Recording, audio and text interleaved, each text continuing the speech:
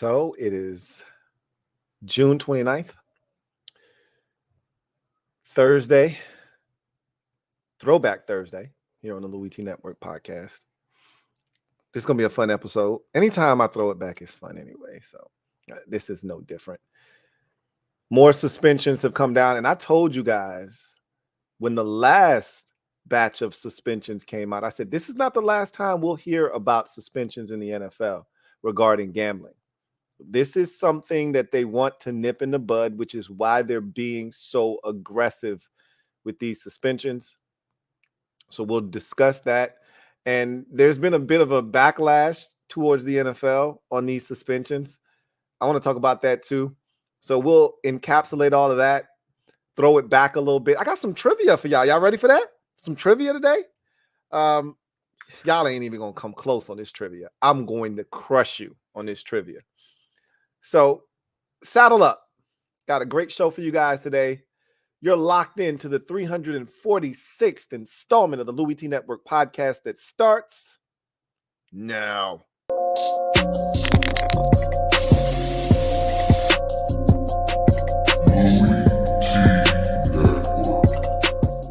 The Louie Tee Network is powered by Music Head University. Music Heads, classes in session. Turn me up. Enroll on YouTube now. Link is in the description. Who else could it be but me, your man, Louie Tee? Welcome to the 346th installment of the Louie Tee Network podcast. I, of course, am your set man, Louie Tee. Thank you for joining me. The air outside is thick. Once again, the higher north you go, the worse the air quality gets. Not as bad where I live, but I don't envy those of you who live further up north. Anyhow, how are you guys doing today? Hope you're doing splendid. Thursday has been a very, I think it's been a very efficient day for me today so far. I'd like to keep that efficiency going on this podcast. So without any further delay, let's get straight to the proceedings this evening. Let me drop a gem on your melon. Open your mind, let your conscience be free. You're now rolling with your man, Louie Tee double E. Let me open you up. Get you thinking a little bit. So NFL today, they've been kind of teasing pending suspensions that were going to be dropped at some point down the line. They hadn't named names. The only guy that we did know about previous to today was Isaiah Rodgers. Remember, we already had a batch of suspensions. So the very first suspension that ever happened with gambling in the NFL recently was Calvin Ridley. He was suspended all of last season. The Falcons traded him. He's now in the Jacksonville Jaguars. He's been reinstated. We'll see how he does. And he'll give Jacksonville something that I think they lack, which is a true number one wide receiver. I really love what they got out of the receiver they got from Arizona in free agency last year, but I don't think he's a number one receiver. Christian Kirk. But I do think Calvin Ridley has the ability. Now, I need to see it again because that one year he did it in Atlanta, Julio Jones was still on the roster, but he was oft injured, and so he was acting as a pseudo one. It's different when that guy doesn't exist at all, and now you're getting all the attention. So I want to see how he does, but that's a really good spot for him. And nobody's checking for Calvin Ridley right now. So I think that's a really good spot for him in Jacksonville. But he got suspended for an entire year. And really, when they say indefinitely, you're suspended for a year, you reapply, and normally the NFL is going to allow you back in. So the first batch that we saw this year was surrounding a lot of the Detroit Lions players. Quintez Cephas, who I think they've already released, wide receiver that they had drafted like in the 5th round or so. He was suspended. They had like 3 or 4 more players, but the most notable guy was their first round pick from the year previous, in Jamison Williams out of Alabama. that was the one that kind of had everybody going, whoa. Now, he only got 6 games, and I think it was another player who got 6 games. Washington also had a player in that mix in Shaka Toney, who was suspended indefinitely. And I don't think Washington has done anything with him. The assumption was, oh, they're going to cut him. I don't think they've done anything with him yet. But anyway, I told you guys when those suspensions came down, I said, this isn't the last time we're going to hear about this, because I don't think the NFL has done a good enough job of displaying to the players what they expect of them. Now, behind the scenes, they may have put on a PowerPoint presentation and said, hey, don't gamble, yada, yada. And that's cool. But you got to understand, a lot of these dudes are still young. Okay. They're still young-minded. You're dealing with 23, 24, 25-year-olds. You really got to get through to them and say, hey, look, we're not bullshitting. And that's what these suspensions are all about.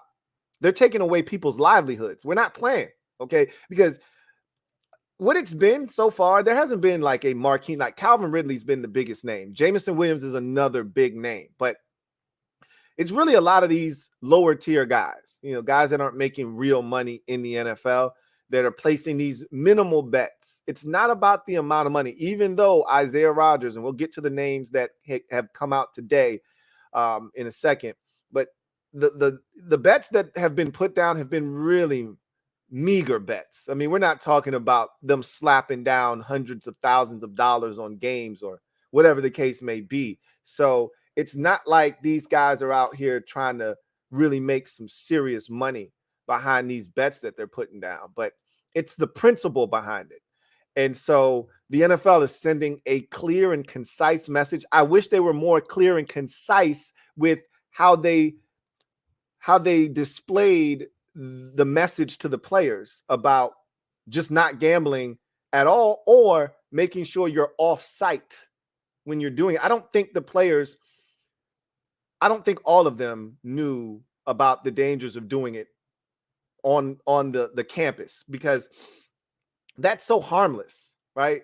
Like one of the guys that was suspended today, Nicholas Petit-Ferrier of the Tennessee Titans, got suspended 6 games. He's the only guy today that came out. 4 names came out. So the 4 names are Isaiah Rodgers of the Indianapolis Colts. That was the name that was already floated out there. We didn't know what his infraction was, but we've gotten a little bit more information on that. Defensive end Rashad Berry, also a member of the Colts. Both of them have been released by the Colts already. Defensive end Demetrius Taylor was a free agent. His career is done in the NFL. He already wasn't on the team. He's suspended indefinitely. So that's that. And then Nicholas Petit-Ferrier is another name that is very interesting, because he was the starting right tackle going into the season for the Tennessee Titans. He is a guy that they were expecting big things from this year, and to have him be suspended is a big deal. They're going to have to find someone to start the first 6 games of the season for them, and that's not an easy thing to do, especially this time of the year, because of the position that they've been put in. That could be a problem for the Tennessee Titans. And he said, look, I didn't do anything wrong in the state of Tennessee. It's not illegal for me to place bets where I was, and the bets that I placed weren't on the NFL, and it wasn't illegal. He said the only issue that I had was I did it while I was still on the campus. And I think the NFL wasn't clear enough with the players on that, because these 6-game suspensions that these guys are getting for placing bets in legal states, and getting suspended for it because they did it while they were in the locker room or whatever, is dumb to me. But I understand why they're doing it. They don't want to encourage others to bet, right? To gamble. And so if you do it, they want you to do it. You could have that same group of guys out at a bar off campus, and they can still do the exact same thing they were doing, in the locker room. They just don't want you doing it in the locker room because you have a chance to influence others. That said, Isaiah Rodgers, Rashad Berry, Demetrius Taylor, all suspended indefinitely. Rodgers was going to start at cornerback for the Colts more likely than not this season, after they traded Stephon Gilmore to the Dallas Cowboys. And I like Isaiah Rodgers a lot. He's played well for the Indianapolis Colts. That's a big blow for them. Okay. And for them to act as swiftly as they did, it probably speaks to the level of disappointment that they had in him. But also, they probably went over this with their players, and that speaks to their disappointment level where they get rid of a guy like Isaiah Rodgers. He's young. He's relatively cheap. They didn't have to make a hasty move and release him. That was them trying to send a message to the rest of their players. Hey, we're not tolerating this at all. You've been warned. We already told you. We showed you the PowerPoint presentation. We've talked to you about it. Don't do it. If you're going to bet, we don't care if you gamble. Don't gamble on the NFL. And if you're going to gamble on college football, baseball, basketball, whatever, do it off site. Okay. And that's what the NFL is really trying to hammer down here with this is we're not bullshitting with you, because the thing that everybody was getting up in arms about today, and it's funny to see all of the social media trolls come out and, do the thing that they do best, stir the pot on something that isn't a big deal. Deshaun Watson only got 11 games, but somebody gambles and they get indefinite suspension. Make it make sense. And I can make it make sense very easily for you. I mean, it's not that hard to put the pieces of the puzzle together and make all of this make sense. So simply put, the NFL can't afford for people to question the integrity of the game. What's the first thing that someone says when something doesn't go their way with the NFL? The NFL is rigged. That's the first. You see that? Oh, the NFL is rigged. The NFL is rigged. You know how often we hear that? Something doesn't go, oh, the NFL is rigged. That's the one thing the NFL can't afford, is for people to think that the fix is in. So they don't want these players anywhere near the facilities placing bets on any sport of any kind, especially the NFL, which is what Isaiah Rodgers did. And he put down a sizable bet. He put down like $1,000 bet on a prop bet on who would have the most rushing yards for the Indianapolis Colts, the team he plays for. So that's really taboo for the NFL, right? They don't want anything like that getting out. It's akin to the NBA. And when they had the scandal with the referees, you can't have that with your sport, because now your sport is contaminated and now people don't know what to believe. And you can't afford to have that happen, because now you have a chance to lose money. You have a chance to lose sponsorships. You have a chance to lose eyeballs. All right. Once those sponsorships leave, you're not making as much money. Once eyeballs start to leave, they may not come back. Ask baseball what happened in 94 when they had the strike. There's still people who haven't come back from that strike in 1994. So you don't want to put yourself in a position where fans leave because you're not sure if they're going to return. So you never want people to question the integrity of the sport. They can question the integrity of individual people within the league, players, owners, coaches. That one individual can be isolated, right? So there's a big difference between the entire league being rigged and fixed with gambling issues, and then one guy acting rogue. And it doesn't matter in what capacity. Robert Kraft had his own set of issues. Jerry Jones has his own set of issues. Daniel Snyder has had his own set of issues. These are individual owners. We've seen individual players. We've seen individual coaches. Urban Meyer getting caught up after a Thursday night game, right? We've seen individual coaches getting caught up in the mix. John Gruden got ousted from the league. Individual player, coach, owner. You can isolate that. Deshaun Watson, individual. We can take him. Look, you can question the integrity of a player, a coach, an owner, a general manager. You can do all of that. That's not going to hurt the league. When you start questioning the integrity of the entire league, are these games fixed? Is this rigged?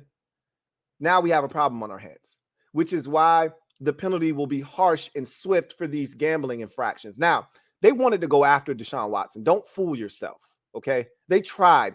He shouldn't have even gotten 11 games based off of the facts of the situation, what they could prove. And that's the thing. It's not, and that's the problem with the NFL. And it has been since Roger Goodell has taken over, is Raj suspends dudes off of public perception. All right. Deflategate and Tom Brady. They had zero evidence that anything was done and that Brady was in the wrong, but they still suspended Tom Brady for 4 games behind Deflategate. All right. They had no proof whatsoever. All right. We've seen that time and time again where they have no proof, but we got to send a message and we got to keep the public perception that the Ray Rice situation is the perfect example. Ray Rice was about to get 2 games. They had the video evidence of him punching the shit out of his wife. She was his fiance then, now wife, knocking her ass slam out. They saw it. They had the footage. They were going to suspend him 2 games. Then TMZ got a hold of it. The rest of the world got to see it, and now they're outraged and appalled by Ray Rice's behavior. Now he's suspended indefinitely. Now he's blackballed, can never work in the league again. That's how the NFL works. It's about public perception. So they suspended Deshaun Watson strictly off of public perception. The outrage of people out there, that's how he got 11 games. If we go by the book, if we go by the facts, Deshaun Watson should have gotten no more than 3 or 4 games, if any. But at the end of the day,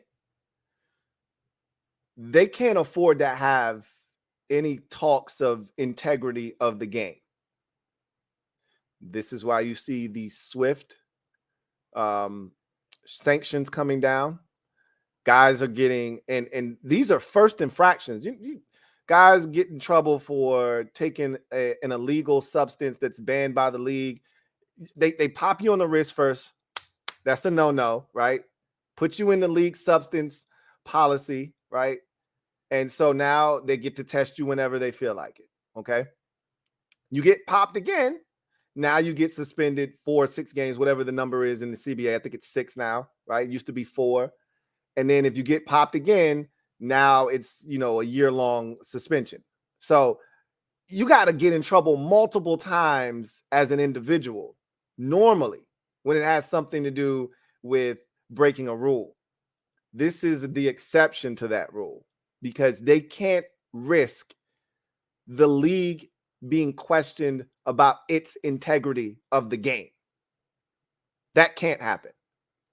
So on your first infraction, if it's not something as simple as, hey, you didn't bet on the NFL, what all of these players that got suspended for indefinitely says to me is they bet on the NFL in some way, shape, or form. In some capacity, they bet on the NFL. Nicholas Petit-Ferrier only got 6 games because he didn't bet on the NFL, but he did it while on the campus of the Tennessee Titans. So he was suspended 6 games for that. But they're saying, look, don't bet on the NFL, period. Period. There's no reason for it. And the thing that sucks for these players is the amount of money that they're wagering, that they're placing on it's not enough for you to be risking your livelihood. That's dumb. These are $15, $20, $25 bets. What are we doing here, folks? Why? Make it make sense. Now, that's the part that you have to make sense to me, because that doesn't make any sense to me. But again, I digress. So Isaiah Rodgers, Rashad Berry, both members of the Indianapolis Colts, previous to this coming out, have both been released. Those 2 individuals suspended indefinitely, at least for the 2023 season. Same with defensive end Demetrius Taylor, who was a free agent. And Nicholas Petit-Ferrier, who was the starting right tackle, who is the starting right tackle of the Tennessee Titans, suspended the first 6 games of the season. And they're going to have to find a replacement for him until he is eligible to return from that suspension. And I don't think we're done here. As sad as it is to say that, because the NFL has made an example now out of double-digit players. I think the first time there were about 6 guys. Here's another list of 4. I think there's one more name looming out there that hasn't been released yet. Obviously, you got Calvin Ridley, who kicked all of this off. We're into the double digits now, and I still think there are going to be some clowns who decide that they're not going to catch me. I'm going to be slick about mine. Okay. At this point, I don't get it. Okay. The risk is not worth the reward. So we'll see what happens. But my guess is we're not done yet. That's my guess, that we'll see more of these coming down the pipeline at some point. But anyway, that's a tough situation. I've read an article today with somebody talking about what Pat McAfee said about Isaiah Rodgers, and he said his career is probably over. And that's the shame of it, is if you're not a superstar, the NFL, they treat these players that are, back into the, NFL draft, low end of the roster, back into the roster, they treat them like a dime a dozen. Like, we'll find another one of you, dude. It's plenty of dudes who want to be in the league. If you can't get your shit together, you go play in the USFL or the XFL. You go play in one of these alternate leagues, and we'll catch you on the flip side. And Isaiah Rodgers has a chance to be a really good football player. But after getting released, nobody's going to put a waiver claim in for him. He's going to end up in one of these alternate leagues. Hopefully he plays well enough. He's still young enough. He plays well enough that he can find a way back into the NFL, because time heals most wounds, not all wounds in the NFL. See Colin Kaepernick, see Ray Rice. However, in this particular instance, I could see him being back in the league. But that's tough for a guy that was already, he was starting to make headway in the league. He cut his teeth, as a late round draft pick. Finally, gets an opportunity to be the starter going into the season, and this is what happens. Now, he did it to himself. Got nobody to blame but himself, but it's a tough situation. Anyway, let's get to our next segment, but also I do want to say this, and I see Mr. Pink, and I'm glad you reminded me, because I meant to write this at the top of my outline for the show, and I forgot. But Ryan Mallett passed away at the age of 35. Man, that is so sad, and people pass away every day. And sometimes I find myself getting upset at the fact that we put so much stock into the lives of ex-players and guys that have performed, for our entertainment at some point, even if it was only for 2 or 3 years, and we're like, oh man, that's tragic. Any life that's lost is tragic, but for some reason we seem to feel this attachment to people that we don't know, that we watched play. Mallett was a standout at Arkansas, got into the league, played with the Patriots, played with the Ravens, among other stops. And I think he was coaching at this point, if I'm not mistaken. And from what I gathered, he was out, with a group of people out in the water. Water got a little rough on him, and they made it back to shore. But by the time he made it back and they drug him onto the shore, he was non-responsive, and they couldn't bring him back, and he drowned. So let this be a message to all of you out there. And I always use death as a way of delivering a message, because my way of honoring someone that passes too soon is to make sure that their life doesn't go in vain. So you use this as an opportunity to hopefully stop someone from making the same mistake that person did, that saw them meet their demise too soon. And again, sometimes it's just happenstance. Somebody contracts an illness, or ends up getting some kind of terminal illness, that's out of your control. There's nothing to learn from that situation other than that's sad. But in this particular instance, where a life is lost, being out in the water, just having fun, be careful. I don't give a damn how well you think you can swim. When the water gets choppy and it gets rough and those undercurrents come, I don't give a shit if you are a world-class swimmer. It will take your ass and swallow you up. So just be mindful of that. You think you can swim, you want to have fun, keep your ass as close to the shoreline as you can be. Okay? Don't try to have a whole bunch of, fun in the water and doing it far out. Okay? So let that be a lesson to anybody out there that can swim their ass off. Go and have fun in a pool. Okay, if you can swim, go have fun in a pool. Like, the ocean is not a game. All right, it's not a game. So, rest in peace to Ryan Mallett, man. 35 years young. What a tragic situation. Anyway, let's go down memory lane. Back down memory lane on the Louie Tee Network podcast. Yeah. Let's go down memory lane. So, I got some trivia for you today. I wanted to switch it up a little bit. So we're going to go down memory lane, NFL draft style, as we usually do when we take a trip way back into time. So I want y'all to put your thinking caps on. I'm going to let y'all know right now, I came with heat today. You got no chance. That's what you got. You're up against some machine too strong. I'm about to come with some heat for y'all. So the first trivia question I have: who was the last 7th round Pro Bowler to be selected in the NFL draft?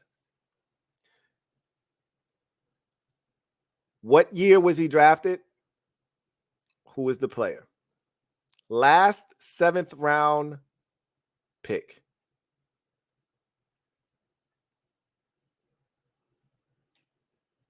While y'all are trying to go ahead and get your social media fingers going and try to look up that answer, good luck. You're going to need it. I'm just going to say, and the reason that I asked you, okay, so Game Bomber says Terrell Davis. That's incorrect. Mr. Fitz says, Mr. Pink rather says Fitz. That's incorrect. Ryan Fitzpatrick never made a Pro Bowl. Now, I told you these are going to be tough. I made them that way. And you're not going to be able to just type it in and it pop right up because I made it that way. So you're going to have to do some work here. That's why I said it's going to be tough. I'm going to play the Jeopardy music now. And if no one has it by then, I'll give you the answer, because I don't know if you're going to get it. It's going to take a little while for you guys. I got Mr. Pink says he was 7th. I just guessed. LOL. There's nothing wrong with guessing. All right, nothing wrong with guessing. Meest says Edelman. Was Edelman a 7th round pick? I don't even know if Julian Edelman was selected. I think he was undrafted, but no, that's not the answer.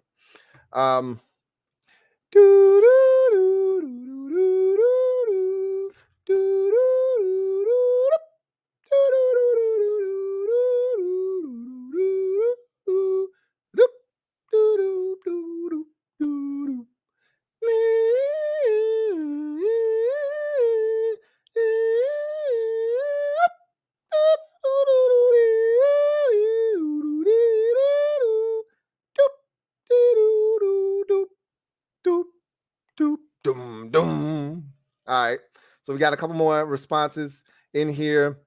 Media Truth says Captain Munnerlin. Good guess. Fat Mike says Antonio Brown, not a 7th round pick. Good try.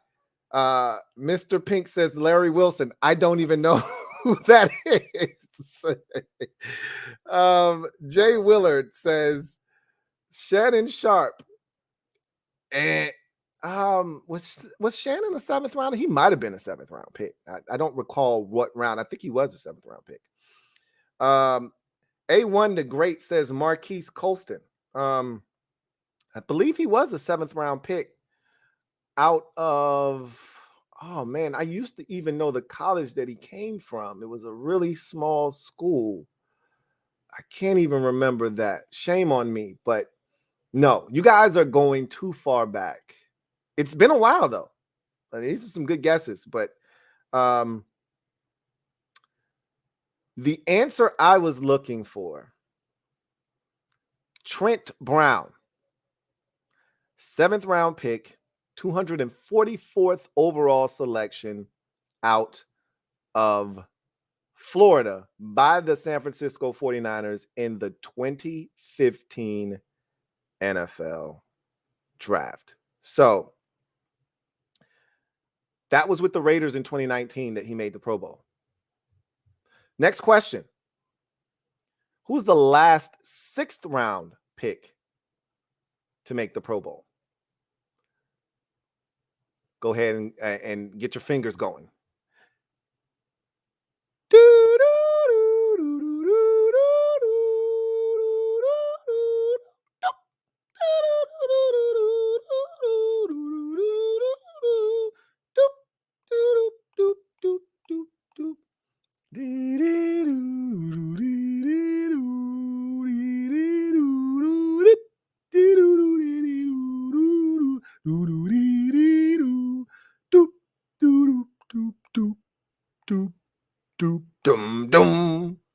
See how I went remix on y'all? Remix. All right. So Miss Perry says Antonio Brown for the 6th round. Was he a 6th round pick? I thought he was a 5th round pick. I'm not sure. No, it's not Antonio Brown. Fat Mike says Brady. That's a good guess. He was a 6th round pick, obviously, but no. Marcus Epps. I bleed Giants blue, says Marcus Epps. No. Good guess. Mr. Pink says Antoine Bethea. No. Not exactly. A1 the Great says Jason Kelsey. Jay Willard also says Jason Kelsey. Just Andre says Tom Brady. No, no, no, and no. All right. Again, you guys are going too far back. Brady was drafted in 2000. That's you think no 6th round pick has made the Pro Bowl since 2000? Yikes! Zoinks! Scoob! It hasn't been that long, okay? Red Wing 01, the answer is Jakeem Grant. He must be on Wikipedia. Just going through it real quick. Jakeem Grant was drafted in the 6th round in 2016 by the Miami Dolphins, 186th pick overall. He made the Pro Bowl in 2021 with the Chicago Bears after he was traded to the Bears as a special teamer. I asked those 2 questions in particular to highlight this overarching theme. It's hard to find really good players in the late portion of the draft. Every year, fan bases get so enamored with these 6th and 7th round picks. Oh man, this guy's going to be a beast. Undrafted players. The last 6th round pick to make the Pro Bowl was in 2016, and he made it on special teams. The last 7th rounder was in 2015. Okay. So put it in its proper perspective. We're talking 8 drafts ago for a 7th rounder and 7 drafts ago for a 6th rounder. So understand that you're not going to have like this ridiculous amount of production from late rounders. It's not impossible, but it's highly unlikely is what I'm trying to convey to you. All right. So now, next question. This is a good one. Oh, this is a good one. Yeah. How many first round quarterbacks are with their original team from the drafts of 2014 to 2019? I'll repeat. How many first round quarterbacks are with their original team from the 2014 to 2019 drafts? I want to know how many first round quarterbacks were selected in that time frame from 2014 to 2019, and I want to know how many of those first round quarterbacks are still with their original team. I will give you some time for that one to think. And for guys like Red Wing 01, I'm giving you some time to get those fingers going. All right. Let's see what you got. How many first round quarterbacks are with their original teams from the 2014 to 2019 NFL drafts? All right. So we've gotten to a point now where if these guys aren't good enough, they are either gone out of the league or at least not on their original team. If they're good enough, they're still there. And this is where you see a lot of the changes in the NFL, because once upon a time, guys like Alex Smith, he stunk his first 3-4 years in the league, and he was with San Francisco for like the first 6-7 years of his career, right? That doesn't happen anymore in the NFL. You're not getting that many opportunities. All right. So let's see what we got. Game Bomber TV 2 says Daniel Jones and Justin Herbert. So Herbert was selected in 2020, so he's not even a part of this discussion. Jones he was in 19. So Game Bomber TV says just one, Daniel Jones. Okay. Did you forget the guy that was the first quarterback taken in his draft? Because Daniel Jones wasn't the first quarterback taken in the 2019 draft. Mr. Pink says only one.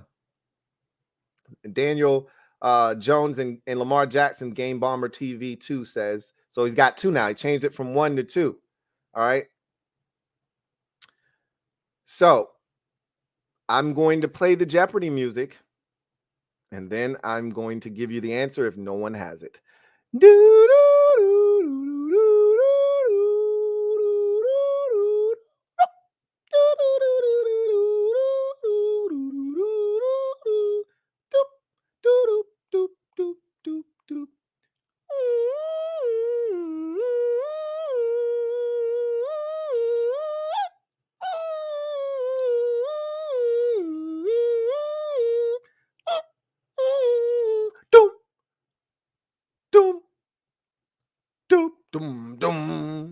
All right.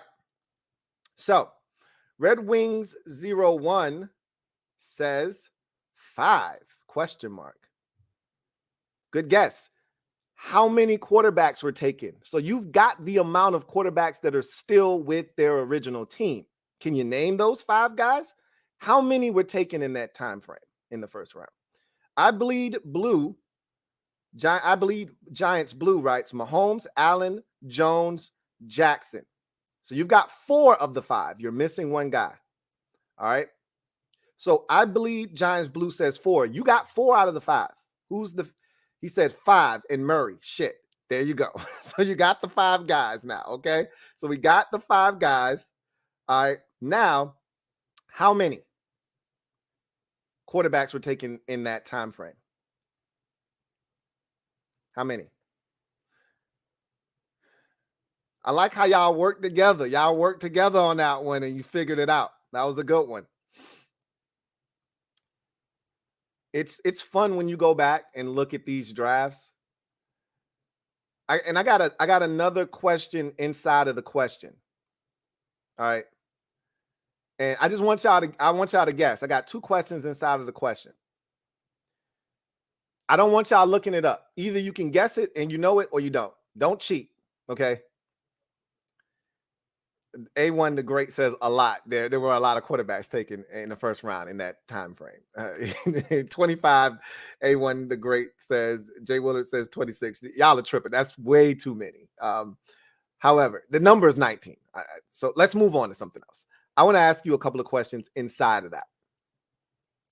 So in 2014, there were 3 quarterbacks taken in the first round.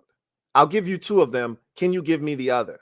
Blake Bortles was the first quarterback taken in 2014. The last quarterback was taken in the final pick of the first round was Teddy Bridgewater. Who was the other quarterback taken in the first round in 2014? Can you guys give me that? I'm going to count to 7. 1, 2, 3, 4, 5, 6, 7. Game Bomber TV. Good one. Johnny Manziel. Ding, ding, ding, ding. That is correct. Got another one for you. 2016. 3 quarterbacks were taken in the first round. I'll give you 2 of them. Jared Goff went first. Wentz went right behind him. Who's the third quarterback taken in that draft? I'll count to 7 once again. 1, 2, 3, 4. There you go, Game Bomber. Game Bomber got some quick fingers over here, man. Paxton Lynch. Boy, is it easy to forget about Paxton Lynch. He was so bad. God, he was so trash. All right. Paxton Lynch was the other quarterback that was taken. All right. So now I got another trivia. This is the last question that I have for you. All right. In the last 15 NFL drafts, how many have produced 5 or more Pro Bowl quarterbacks in the same class? I'll repeat. In the last 15 NFL drafts, how many have produced 5 or more Pro Bowl quarterbacks in the same class? I'll let you ponder on that because that's twofold. And I got another question after you answer my first question. Game Bomber 1 TV 2 says 0. That's a great guess because it could be a trick question. There could be no draft that produced 5 Pro Bowl quarterbacks or more. I Bleed Giants Blue says 2. Jay Willard says 0. Shay Robinson says none. Just Andre says 3. Red Wing 01 says none. All right. I love these guesses, but only one of them is correct. I Bleed Blue Giants says 2. That is correct. Can you give me the 2 drafts? I Bleed Blue. Or I Bleed Giants Blue, excuse me. Can you give me the 2 drafts? So Game Bomber 1 TV says 2012. That is correct. So Mr. Pink and Game Bomber TV 2 have given you one of the answers. 2012 is 1 year. Can you give me the other year where 5 quarterbacks from that particular draft class have or more have made it to the Pro Bowl?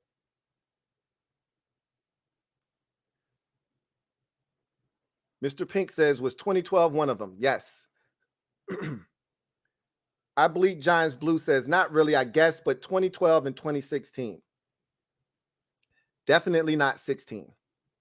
2012 is one of them. A1 the Great says 2012 and 2019. It's definitely not 19. That's Murray, Daniel Jones, Dwayne Haskins, Drew Lock, etc., etc. So you know it's not 19. Just Andre says 2020. Ding, ding, and ding. So that was a trick one because 2020's 5 is trash and you would have never gotten it. That's why I threw that one in there. So I really wanted to stump you. I would have asked you for the years. You would have never gotten it because 12 is easy. 12 is Andrew Luck, Robert Griffin III, Ryan Tannehill. So 3 of the 4 guys that went in the first round, I think Whedon was the last to go in that first round. 3 of the 4 guys made it into the Pro Bowl. Then it's Russell Wilson and Kirk Cousins. So you got 5 right there, easy in 2012. 2020 is tough because, of course, you've got Burrow, you've got Herbert, all right, you've got Jalen Hurts that have made it already. I think I'm missing an early guy. Who else am I missing? I feel like I'm missing another early quarterback that year. Burrow, Herbert, Love, and Tua were your only first rounder. So those 2 didn't make it. You got Hurts as a Pro Bowler. And who am I missing? I'm missing one more because I don't want to say the last person because that's the one that's the stumper. I'm trying to think. Now I'm stumping my damn self. Who is the 4th guy? Why is this? Why am I tripping? Let me make sure I'm not tripping. I know I'm not tripping because I looked it up, but all of a sudden I'm drawing a blank. All right, let me get to the shits real quick. 2020 NFL draft. How am I ask a trivia question and then not have to answer? Shame on me. Let's see. So Tua did make the Pro Bowl. I didn't think he had made a Pro Bowl already, but he probably made it last year, which that's trash if he did make it last year. Let me see.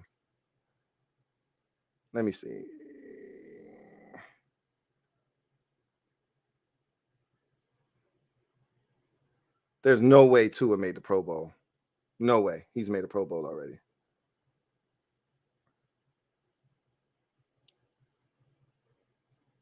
Yeah. See, I think the list that I was looking at had Tua in there as a Pro Bowler, and he's not a Pro Bowler. But the reason that one was going to get you was Tyler Huntley, all right, was in that draft class. He did not get selected. He was undrafted, but Tyler Huntley was in there. First of all, can we just discuss the fact that Tyler Huntley, this is why the Pro Bowl is trash, and they need to stop playing the game, and they have now, but even the little chicanery that they have, that shit's trash because there's no way Tyler Huntley and Derek Carr were supposed to be Pro Bowlers. Derek Carr didn't even finish the season with his team last year. How is he at the Pro Bowl? Make it make sense to me. Nobody's going to go to the thing that they're doing now. If I've already been once, I don't need to go again, right? The allure of the Pro Bowl once upon a time was that it was in Hawaii. Most people haven't been to Hawaii. Even if I've been as an individual, let's say I went to, Boise State and we played in the, Hawaii Bowl, right? Or some Aloha Bowl or something, right? I went as an individual. My family hasn't gone to Hawaii though. Because when you made it to the Pro Bowl, you could bring your family. So that was the allure. That was the attraction once upon a time. I'm getting an all expenses paid trip to Hawaii for me and my family. That was what attracted players that have been 8-time Pro Bowlers to say, you know what? I'm going to take my grandma this year. I'm going to take my wife, and her mom. I'm going to take all my kids, whole family, yada, yada. I don't want to go to play a game in Detroit. That's why I was like, once you bring this thing back to the States, it's dead. Dead, I tell you. Okay. Just name guys Pro Bowlers and be done with it. Like, the whole competition and having fun is cool. And if one of the Pro Bowl players doesn't want to go, you don't, in his place, select another guy and make him a Pro Bowler. Just ask another player if you would like to come out and participate.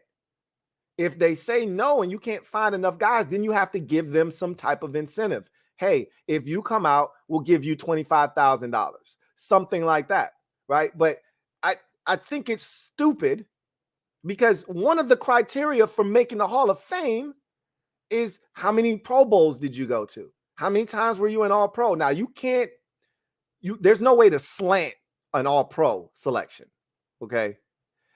But you can finesse a Pro Bowl. You're the 15th alternate, but you made it. Nobody's going to go back and check to see that you were the 15th alternate. I was a Pro Bowler in 2021. If I'm Tyler Huntley, hey, I got a Pro Bowl on my resume. What you going to say? Like, that's trash. Derek Carr got a Pro Bowl. Derek Carr's not a Pro Bowl quarterback. At least not that year. He was in 2016, I believe it was. Not 2022. Yeah, right. Anyway, I digress.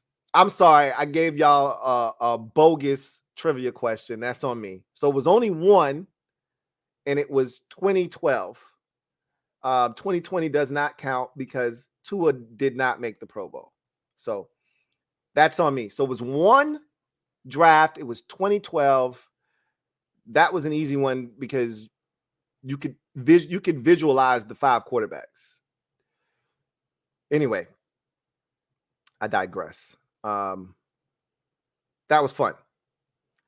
All right, let's get to story time with me, your man Louie Tee. Before we get to story time, however, I agree, Red Wings. He said, remember when they had the fastest and strongest man competitions? Yeah, I remember Darryl Green used to win it every year. Larry Allen used to win the strongest man competition every year. I actually used to enjoy when they would have the quarterbacks throwing at moving targets and, things of that nature, and throwing the ball as far as they could throw it. And they would have the little markers down and stuff like I used to enjoy that as a kid. I don't know if I would sit down and watch it now, but I always felt like the Pro Bowl or the All-Star games and various, that's always geared towards kids anyway. As you become older and older, I can find something better to do than to sit down and watch guys hit BP home runs in a home run derby. When I was a kid, that shit was awesome. To sit there and watch them smoke 15 home runs, now I'm like, yeah, no, I'm good. That's awesome. I don't think I would sit there and watch, Larry Allen toss up, 557 pounds one time. I was sitting there in amazement as an, 8, 9, 10, 11-year-old watching that though, anyway, I digress. I do have some super chats. I want to get to those first before I get to story time with you guys. We'll start it off with Mr. Pink. Thank you for the super chat. Greatly appreciate you. Mr. Pink writes, is Jamin the next London Fletcher? Hail the hashtag NHO. In what way are you asking? Is he the next London Fletcher? I don't know. London Fletcher was an Iron Man. He didn't miss football games. He was a tackling machine. And honestly, as he got older, he got better, it seemed like. London Fletcher's best football probably was played in Washington. And he was already 8, 9 years into his career by the time he got to Washington. So, and when he got to Washington, he started posting these insane numbers. As a matter of fact, let's just go and look and see what those numbers look like for London Fletcher. He might have been killing it in Buffalo before he got to Washington, and it was just Buffalo. They weren't good at that time, and he could have just got lost in that sauce. But I really feel like his best football, he never made a Pro Bowl until he got to Washington, and literally he didn't make a Pro Bowl until like year 15 of his career, which is crazy. So, and Fletcher will tell you, and he's very, very blunt. He's like, look, go put my numbers up against Ray Lewis, and you come tell me I'm not a Hall of Famer. And I've had arguments with people about London Fletcher. I don't think he's a Hall of Famer, because it's not just numbers that you look at. For me, at least, with Hall of Fame players, it's also impact. Numbers count like that they weigh very heavily into the conversation, but it's also impact. And I don't know if his impact was great enough. That said, let's look at his career. So the most tackles he's ever had in a season solo were 105 in St. Louis in his third season, but combined, the most he ever had was 166 in Washington. And that 166 was 9 greater than his next best year, which was his 4th year in Buffalo. In Buffalo, his lowest tackle number season was 133. In Washington, his lowest number was 111, but that was the final year of his career. So he never had a season in which he had less than 100 tackles in either Buffalo or Washington. And honestly, after the first 2 years of his career where he wasn't a starter, once he became a starter, a full-time starter in 2000, you got 1, 2, 3, 4, 5, 6, 7, 8, 9, 10, 11, 12, 13, 14 straight years, 14 consecutive years of 100 plus tackles or more. And 111, which is the total for his final year, is the lowest. So he was a tackling machine for sure. You go to the sack numbers. Highest total was in 2000 with the Rams, his third year, 5.5. The next highest number is 4, his second to last year in Buffalo. Let's go to forced fumbles. 4 in his last year in St. Louis for the Rams. He forced 4 fumbles. He had 2 years in Washington where he forced 3, and those were the next 2 highest years. He had 3 fumble recoveries in his 4th year in Washington. That's the highest of his career. Interceptions, he had 5 interceptions in 2012, which was his second to last year playing. I think that's the year he made the Pro Bowl with the 5 picks. He had 23 in his career. That's a pretty big number for a linebacker. And he scored 2 defensive touchdowns in his career, 1 in Washington and 1 in Buffalo. So he put up some numbers. I can't lie about that. The numbers are definitely there, and I don't doubt that at all.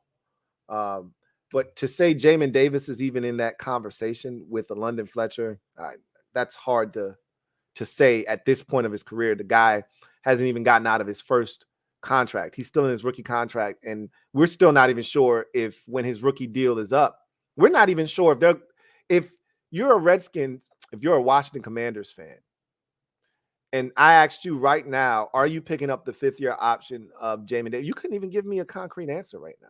So it's hard to say that he would be London Fletcher.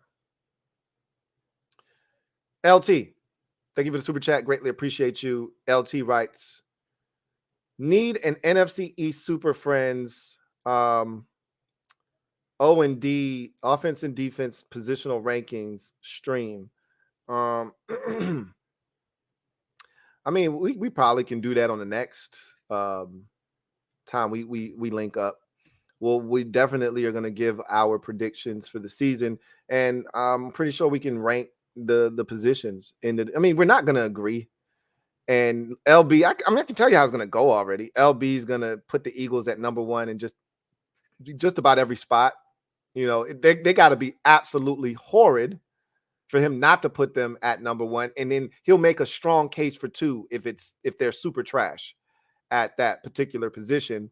And then there's certain ones where they probably are number 1, but we'll argue about that for 5 to 10 minutes. Then somehow we'll end up on Dak and how trash he is, or we'll probably spend 30 minutes on how Dak is the third best quarterback in the division now because LB wants to put Daniel Jones at number 2. So we got kind of predict how it would go. But I'm pretty sure we'll do that the next time we link. Rank some of these positions because there are a couple of positions that I think are worth debating, even though we probably won't come to a consensus on any of them. Rosario Satara Poleski, thank you for the super chat. Greatly appreciate you. Thank you for being a member of the MOBB, who writes, "The Reign of Terror series is amazing. History lesson." Thank you. I appreciate that. I'm actually having a lot more fun doing this. I thought it was going to be like pulling teeth, honestly. I'm actually enjoying that series a lot more than I thought I was going to.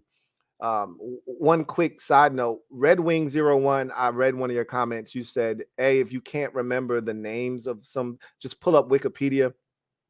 That's like cheating to me. I use these types of exercises to stretch my brain. You know, if you're constantly using a calculator, you don't put strain and stress on your brain. You don't strengthen your brain muscles. You're cheating, right? You're letting the calculator do all the thinking for you. I equate going back in time and recalling all of these names and games and things of that nature and what transpired. I feel like going and looking at Wikipedia for all of that stuff or having it in front of me while I'm talking to you is cheating. Like that's how my brain, I train my brain every day by not having, like, I don't have a script ever in front of me. Like I do have an outline for like my podcast sometimes. Like today I have an outline for my podcast. I can't remember all of this stuff. But for the most part, when I'm talking to you guys, whether it's a Washington show, it's after a game, I don't take notes during games or anything. All of this is recall. Right. I'm strengthening my brain. And people are like, man, how can you remember all that stuff? Because I train my brain to remember things. And if I can't remember it, then I can't remember it. And if it's killing me to the point where I can't remember it, then I look it up. Like Anthony Wright, for the life of me, I kept forgetting his name. He stinks, but I couldn't remember his name. I'm going to remember his name now because I got it wrong twice and I couldn't remember it. But, you know, I'm going to remember his name now. But anyway, I'm glad you're enjoying it. And as I said yesterday, I wish more people were watching. But what I also have to take into consideration is this is the time of year where people start to tune out. If you're going to tune out of, football, this is the time to do it. If you're a hardcore fan and you need a break, this is the time to take it. Because next month, you're locked in for the next 6 months plus, right? And really, if you're a hardcore fan, you're locked in for the next 11 months. Because once we get to training camp in July, it doesn't stop again until the following June. Because you go from the season straight into the combine, straight into the draft, pro days and the draft. Well, really, you go from the season into free agency, then from free agency into the whole draft process, into the draft in April/May. And then from there, you go to the rookie minis, and then you go to the OTAs and the vet minis and all that stuff. And then there's the break in June. And that's when you can cut away if you're looking for a break. So I think a lot of people are tuning out right now. So I'm glad you're enjoying it. And I appreciate all of you who are tuning into that particular program. Big Daddy Butts, thank you for the super chat. Greatly appreciate you. Thank you for being a member of the MOBB. Or excuse me, thank you for the super chat. Who writes, did you hear about them moving Dallas out of the division? Instead of the NFC and AFC, they're making a Pacific, Atlantic, and International League, something like that. No, I haven't heard any of that.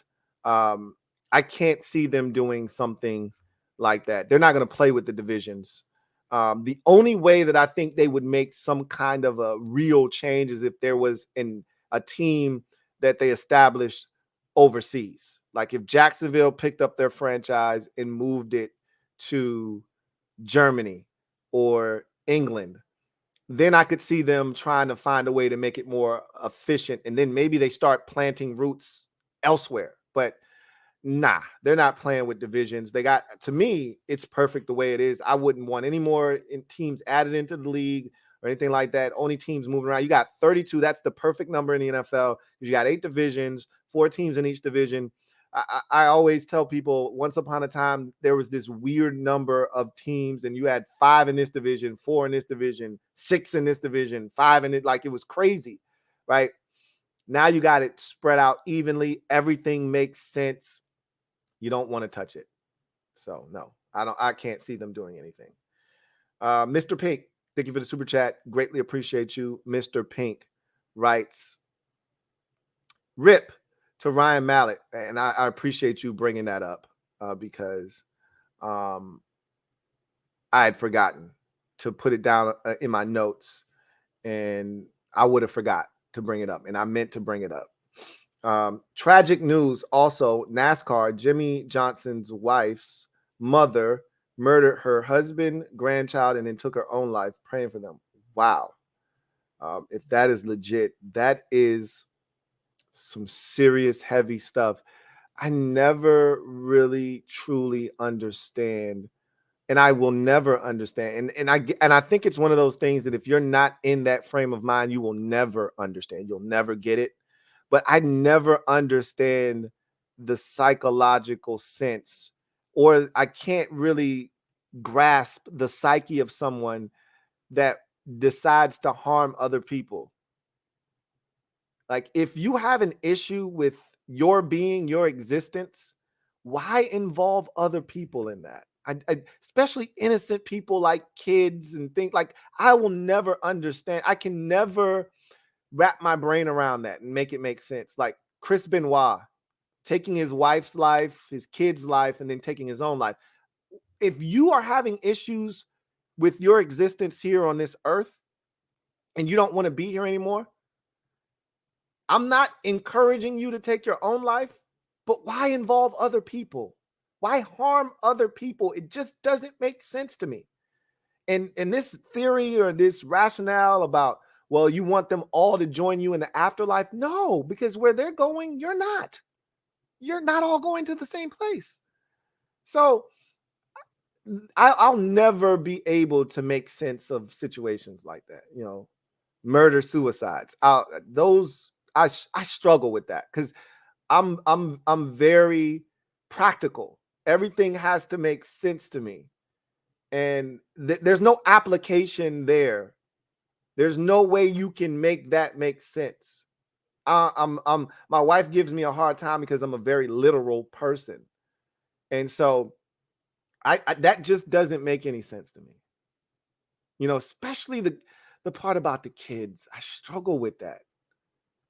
And it's rare, if that's true, it's rare that you hear of it being a female. Generally, it's the guy that's doing that. It's a dude doing that. If that's a real story, that's major headlines, and I'm fascinated by things like that. But unless there's a note, you won't really know what the hell that person was thinking about when they did that. And even the note won't make it make sense. Because if you're struggling mentally, that doesn't have anything to do with your grandkid, your husband, or anybody else that you decide to take out. It just doesn't make sense. That's a heavy situation. If that is in fact true, that is a very, very heavy situation.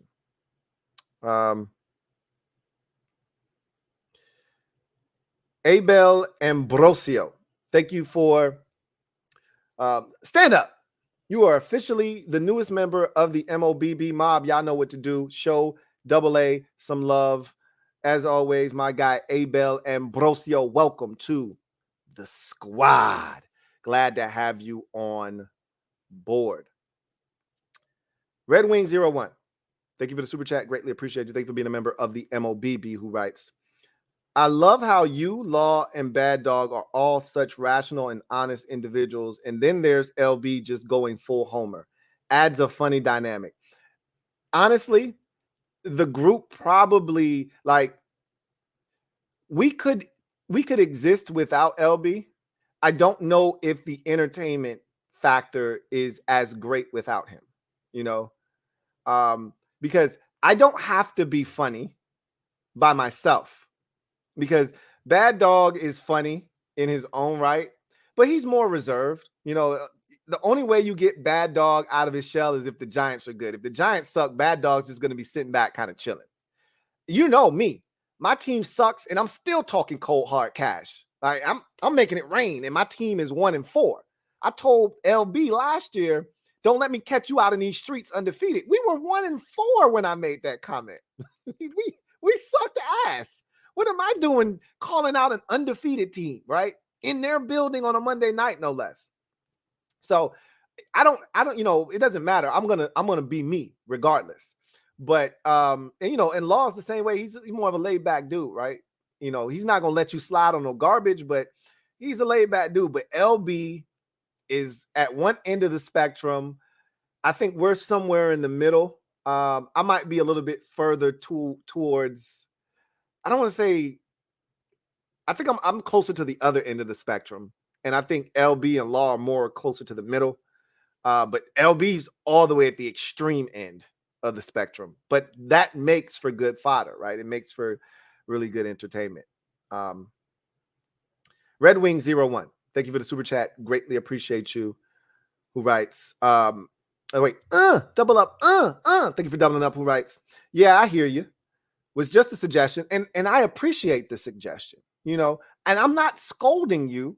I was just telling you my thought process as to why I don't do that, you know, and to each its own. You know, some people want that in front of them, so they have that available.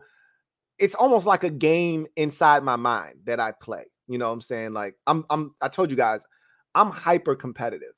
And these days, I don't really have that many outlets where I can release that competitive energy, because as you get older, you get more, you know, busier, you have kids. I don't want to live vicariously through my kids. Like, I'm not going to force my kids to be athletes and things of that nature. But I love competing, period. And I don't play games like I used to anymore. And so I play little games inside of, you know, little situations that kind of satisfy that. And again, if I lose, I'm just losing to myself. But still, these are the things that I do. I'm weird that way. Anyway, he says, before you get to your story, I got a funny first edible story too. My brother slipped it to me, and I had to hold it together in front of my mom and grandma. Good times. Oh, man. So a question for you with your situation, and you don't have to super chat. Just leave the comment, and if I see it, I'll read it. How immediate was your high? Like, how quickly did it happen? Because generally with edibles, it takes a while. It doesn't happen immediately. And then my next question to you, was it a head high? Was it a full body high? Because, you know, they're different strands, they're different types. Look, I had to get all into this stuff because I'm vegan first and foremost. So I'm very particular about what I put in my body. You know that. That's part of the reason you become vegan, is because you're very conscious of what you put in your body. So I'm not just going to put anything because somebody says, hey, this will get you high, because I'm a square, and I'll get to all of that when I get to story time. But Mike Jenks says, my first time trying it, it took two. I took two. It took too long to kick in. You sound like me, Mike Jenks, and my story is very similar to yours. So we're gonna with that said, let's get to story time, and I'll come back around and see if you had something to say, Red Wing 01. So everybody gather around. Uncle T's gonna tell you a story. All right. So I told you guys about a month ago for my anniversary, I was going to take my first edible. But before I tell you the story of this encounter, I have to warn you that I am a square. And I think I've told you guys this as well. someone had presented me with this little graph, and it had different items on it, and for each item, there was points that you attached to that particular item, as to, if you've ever shot a gun, you get 2 points for that. If you've ever smoked weed, you get 1 point, or something. It was something to that effect. And then they had the chart. So if you had 15 points, you were this. If you had 10 or less, you were this. If you had 5 or what, you were this. So forth and so forth. And I was so disappointed in myself. You know what I mean? Like, when I finished that chart, I was like at the very bottom. There was like, and look, everything isn't for everyone, right? So to each its own. I've never been a smoker. I've never been someone that tries a lot of risky stuff. I don't engage in a lot of risky behavior. Part of that was the athlete in me growing up. I just steered clear of everything because I was an athlete. I didn't do that stuff. And look, I grew up around enough of it that if I wanted to try some shit, I could have got into some shit at a very young age. Okay. So it was just me not being interested in that, but it was just funny because skydive and shoot a gun and smoke and this and that. And I was like, damn, I ain't done shit. I need to live a little. And it's funny, my sister, one of my sisters, you guys know her as Sister Lou, or my Falcons fan sister. When she turned 40, she was like, I'm turning up, and I'm I'm living it up from this point forward for the rest of my life. I'm living it up. And she's down for whatever, right? So she took her first edible with her and her husband going on a cabin trip. And I think that's the best time if you're going to try an edible. It's like when you're secluded, you're not around other people, because you don't know how you're going to react to the edible. And so she took the edible, and of course, this is what everyone that hasn't been high before says: I don't feel anything, right? So now you don't feel anything, so you want another one. She took another one and she started tripping.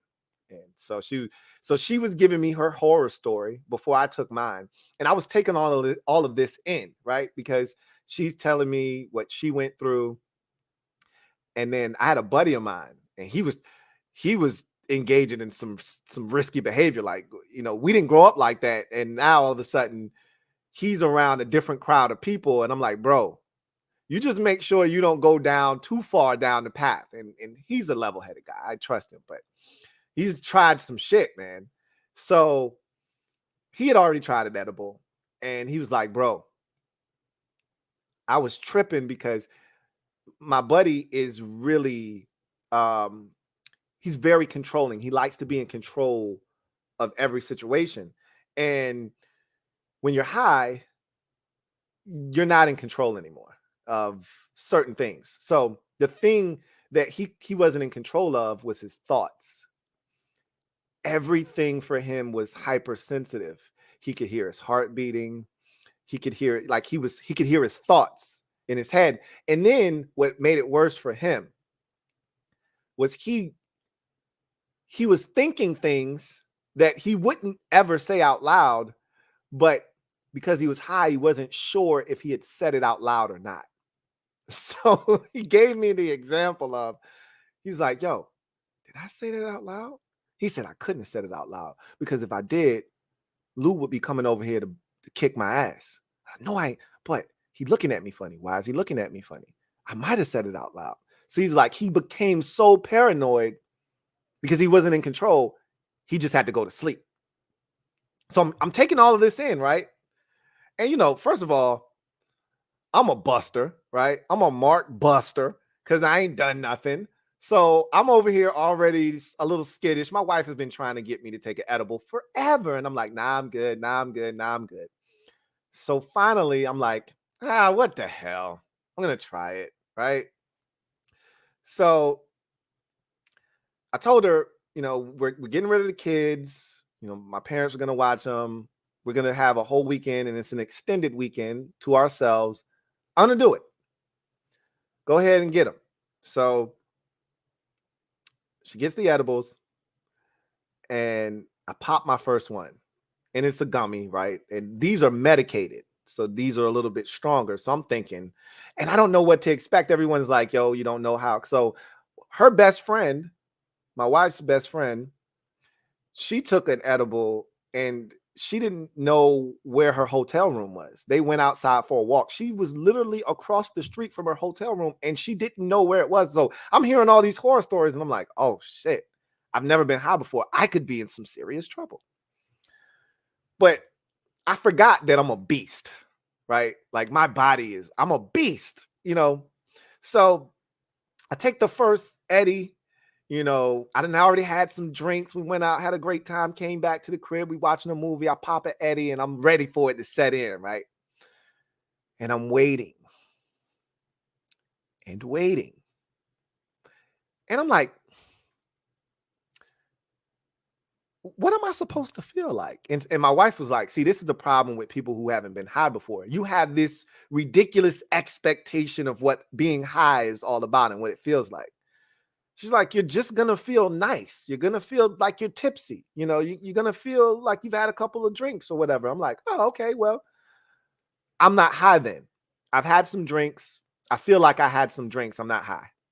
She's like, you're high. I'm like, no, I'm not.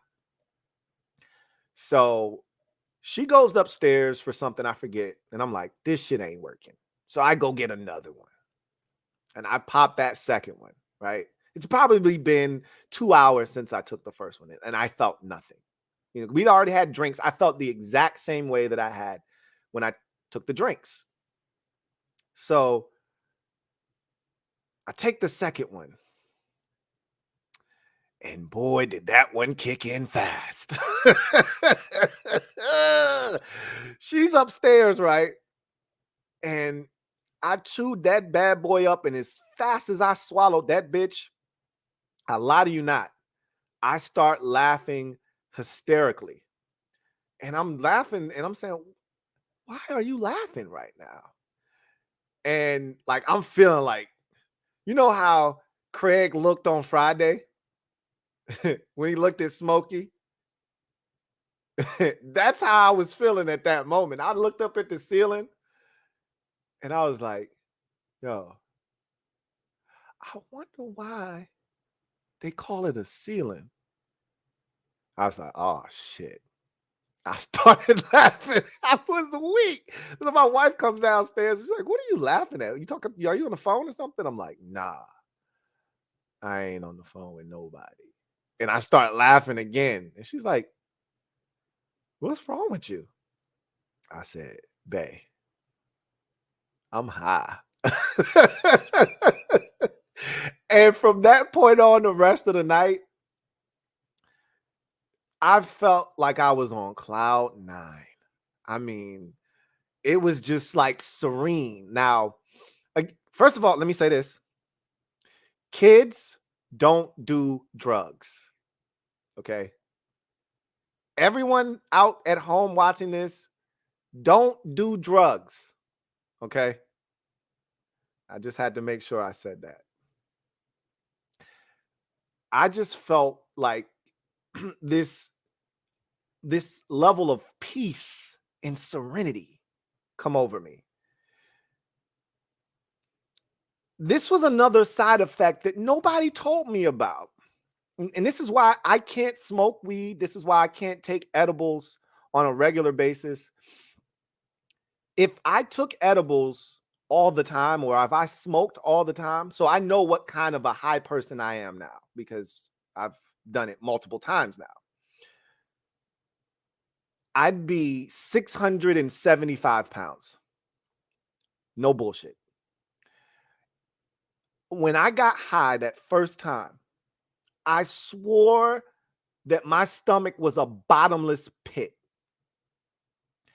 And I just kept eating. And I'm like, dude, you just ate. You can't be hungry again. There's no way that you are hungry again. And I would go in the kitchen and I would eat again. And And then I would go put some cookies in the oven. And I'm like scarfing down. I'm like, bro, we just went to a Mexican restaurant. You came home. You made you a pita. You ate that. You made some cookies. You ate that. You made a wrap. You ate that. And now you're looking for a bowl of cereal? What is wrong with you right now? Damn if I ain't bust that cereal down too. I said, I cannot live like this. I had to have gained at least 7 pounds that night. Straight up. Everything in sight. Nothing was safe. If we were at work and you had your name on your lunch in your fridge, I was eating that shit anyway. So that's the thing nobody warned me about. I've heard about munchies. This isn't munchies. This is something different. My stomach was a bottomless pit. Nothing was safe. I said, I cannot do this all the time. Just for that reason alone, I felt wonderful. Kids, do not do drugs. I did feel great. But, and this is different for everyone. My sister, so last weekend we were at my parents' house. Or was it 2 weekends ago? It's 2 weekends ago. We were at my parents' house. And I was like, yo, we turning up tonight. Because the last time I was at my parents' house was for Mother's Day. I wasn't drinking. So I go on these, little spells where I fast and I stay away from alcohol, right? It's something that I do to cleanse my body from time to time. And so everybody was drinking around me. They were putting peer pressure on me. But I'm a mentally tough dude. So I was like, nah, I'm good. I ain't drinking this time. My wife she was supposed to be in the trenches with me. I turn around and Chica's got a drink. I'm looking at her like, really? She was like, bro, I'm not as strong as you. I don't have the willpower like you do. Clearly, you don't. So everybody was having drinks and they were having a good old time. And I said, next time I come, we going to turn up. So last time was the next time. So I'm like, yo, Birdman hand rub, we getting it in. Hey, y'all get the karaoke speakers out. I'm about to get in here, whip up the drinks. Boss, you stay off the grill. It's Father's Day. I got it. I'm going to cook this weekend. So we about to get it in, right? So we call the living room, club living room, right? Because the karaoke speakers have little lights that, shine on the roof and all of that stuff. And we had the music going and then we got the words on the TV if you want to sing or whatever. So we ready to turn up. And I'm like, we went out the night before. What was the spot we went to? It was so good. Oh my gosh. Queen something. It's in Norfolk. I forgot what it's called. It is Queen something. It's in Janif. Y'all know what I'm talking about. For those of y'all from the 757 in Norfolk, y'all know what I'm talking about. It was Queen something. Anyway, we was at that spot. And I was like, yo, I got the Eddie, son. You trying to take one with me? She was like, oh, you got some? Yeah, I'll take one. So slipped her Eddie on Saturday. That's the day we were supposed to really go in and turn up. I'm outside on the grill cooking. I done took an Eddie. I'm feeling nice. I'm on the grill, got my music going. I'm out there dancing, flipping burgers and dogs and stuff. You know what I'm saying? Getting it in. I'm ready to go inside. I done already made drinks. I go in. I'm looking for my sis. I'm like, yo, where's sis at? Oh, she upstairs. Upstairs? What's going on upstairs? So I go looking for her. This chick is in the room, in the dark, curled up in the fetal position, watching A Different World. I was like, yo, what you doing? The party downstairs? What you doing up here? She's like, I just gotta lay here for a little while. I'll be down there. And I'm like, okay. So I give her a little while and I go back and check on her. I'm thinking she's asleep. She's wide awake. She's just laying there watching A Different World in the dark for like an hour and a half. And then she comes downstairs. She's like, edibles make me tired. They send a signal to my body that just tells it to relax. So I'm telling y'all right now, Boss Queens is the name of the restaurant in Norfolk. If y'all ain't never been, check it out. Boss Queens is in Janov. Crazy. It's dope. Anyway, Boss Queens. That's it, Miss Perry. You know what it is. Boss Queens. So my sister she took an edible and it wasn't turned up. It was turned down for her. So it does different things to different people. For me, it mellows me out, but I'm still ready to turn up. Like, yo, what we about to get into? You know what I'm saying? Not her. So everybody is different. I don't know if it had the same impact on her in terms of eating, but I'm just telling you what it was for me. Like, I was destroying everything. Like, yo, this is crazy. So that was my first experience with the Eddies. It wasn't anything crazy, but it let me know. So the thing that I was most anxious about, that I had the most anxiety about, was what kind of a high person would I be? Would I be super talkative? Would I eat a bunch? I didn't know that eating a lot. I mean, I've heard of munchies. Oh man, I want something to eat, a little something. Nah, I was busting shit down. That's different than the munchies. The munchies is, hey, I'm about to go get me some Funyuns, or I'm about to go get me a Kit Kat, a king size Kit Kat or something like that. No, I'm busting down full meals at 2 o'clock in the morning and still looking for a bowl of cereal. That shit is not normal. Okay. So, kids, don't do drugs.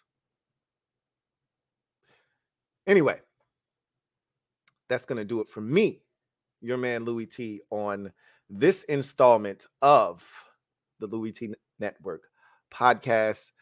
I thank you guys for joining me. I really appreciate y'all kicking it with the kid.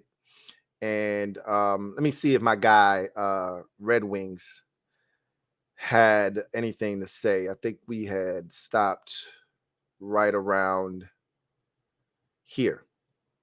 He says, it took about an hour or two. I didn't even know it was an edible. I thought it was a regular piece of candy. That's the problem right there. So you didn't even know what you was getting yourself into, because you got to mentally prepare yourself for that. I was laughing my ass off, and I was pissed. Oh, he was laughing his ass off, and you were pissed. So he tricked you into taking an edible, essentially. It was mostly a head high, but a kind of a body high. My shit was a full body high.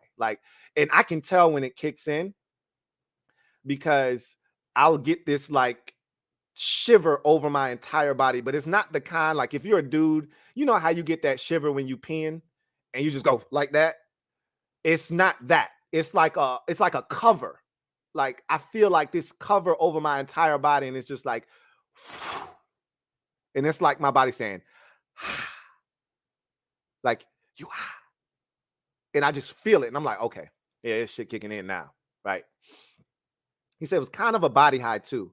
We were in Florida, and my bro got it from the cashier at the liquor store. He was underage at the time, by the way. Hey, I already said Florida is a whole different country, So anything happens in Florida, I'm not surprised, because Florida isn't even a part of the U.S. It's not a part of the United States. It's a whole different country.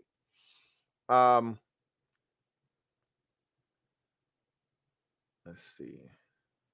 Says, my heart was beating real fast. It made my body vibrate, and my thoughts were telling me what a piece of shit I am. I got super paranoid. I thought I was gonna die.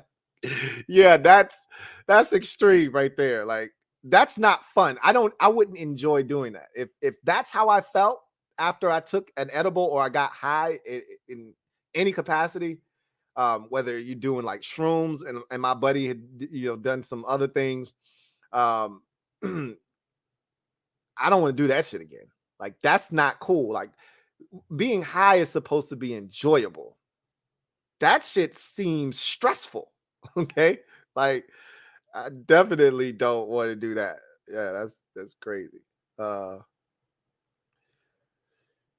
was mushrooms. What you talking about is shrooms. That's totally different.